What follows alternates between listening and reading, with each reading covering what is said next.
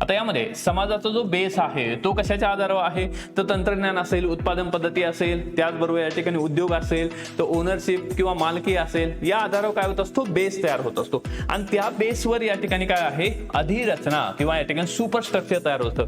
त्याचबरोबर काय आहे, सुपरस्ट्रक्चर मध्ये कायदे असेल, धर्म असेल, संस्कृती असेल, शिक्षण संस्था असतील, तर या सगळ्या ज्या बाबी आहेत ते या ठिकाणी, किंवा विचार प्रणाली आहे, तर या सगळ्या बाबी या ठिकाणी सुपरस्ट्रक्चर.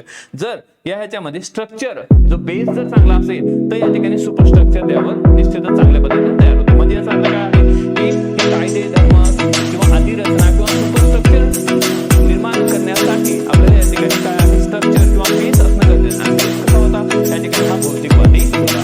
त्याला या ठिकाणी काय म्हटलेलं आहे, हिस्टॉरिकल किंवा ऐतिहासिक भौतिकवाद म्हणतात. त्यानंतर पुढे जाऊन ते सांगतात की समाजाचा विकास हा या ठिकाणी आर्थिक बाबीवर झालेला आहे. पूर्वी या ह्याच्यामध्ये की जर